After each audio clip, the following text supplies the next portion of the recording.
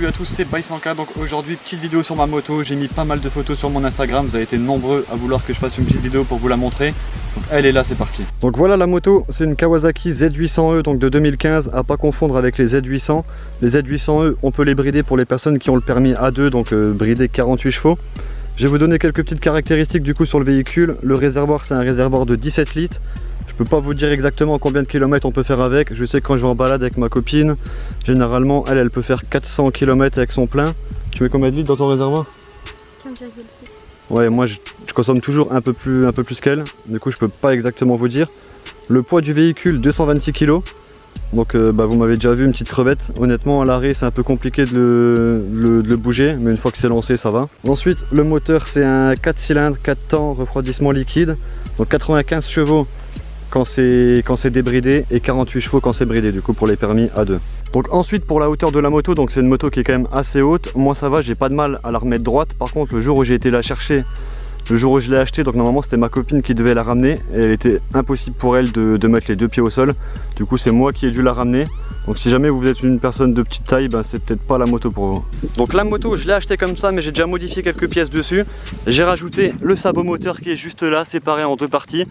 Dites-moi ce que vous en pensez dans les commentaires, mais je trouve vraiment que sans cette pièce, il manque quelque chose sur la moto. Donc le sabot, si vous voulez, c'était je crois un peu plus de 200 balles. Ensuite j'ai rajouté ici les poignées de guidon, les embouts de guidon et les leviers de frein et d'embrayage. Donc poignées et embouts, c'est la marque Barracuda, mais là on voit l'écriture et c'est déjà barré, qui vont avec la couleur de la moto. Ici on a les leviers, donc qui sont réglables. Si jamais vous avez des grands doigts, vous mettez sur la position 6, la poignée est éloignée, et sinon vous mettez sur le petit 1 et ça rapproche la poignée. Elles sont aussi pliables, si jamais vous tombez, normalement elles ne devraient pas casser, du coup ça se plie au lieu de se casser. Donc, les mêmes de l'autre côté bien sûr. De ce côté là, j'ai mis aussi, on voit l'autre côté du sabot moteur qui est séparé en deux parties. J'ai aussi mis ce petit protège là pour le carter, qui est imitation carbone, la marque Rizoma, qui n'était pas donné, je crois que c'était 99 € cette petite pièce, c'est juste abusé, c'est du plastique hein.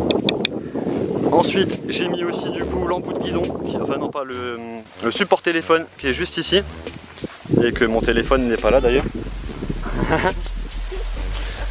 Donc le support téléphone, on a le petit support qu'on fixe sur le guidon. Sur le téléphone, regardez, on a un petit trou sur la coque du téléphone. Vous mettez ça comme ça s'emboîte, tu tournes, c'est clipsé et ça bouge plus. Honnêtement c'est beaucoup plus discret du coup que tous les autres supports téléphones qu'on peut voir un peu partout. Ensuite le pot d'échappement qui est juste là, donc c'est le SC Project. C'est quoi encore le nom?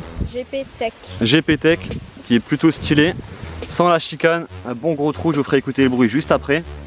Franchement, je sais pas, il fait vachement beau sur la moto en tout cas je trouve. Après ce que j'aimerais bien modifier par la suite sur la moto, c'est mettre une selle confort, qui sont beaucoup plus jolies du coup que les selles d'origine en quelque sorte. J'aimerais bien changer aussi du coup ici les deux énormes clignotants que j'ai à l'avant, parce qu'ils sont vraiment dégueulasses. Normalement il y a moyen de pouvoir les mettre juste ici là. Donc je vais essayer de les mettre juste là ici, là et là. Ensuite changer aussi ces deux rétros qui sont dégueulasses. Ils sont vachement gros, j'aimerais bien mettre des rétros beaucoup plus fins, un peu plus discrets. Puis je pense que ça devrait tout. Après j'ai la plaque aussi à changer vu qu'elle n'est pas encore à la bonne taille, mais ça vous la voyez pas. J'ai les petits rétros, enfin les petits clignotants à l'arrière qui sont assez discrets, donc je pense pas les modifier. Puis voilà, je pense qu'on a fait le tour. Elle a plutôt une bonne gueule. Encore une fois, dites-moi ce que vous en pensez dans les commentaires, et je vais la démarrer du coup pour vous montrer le bruit.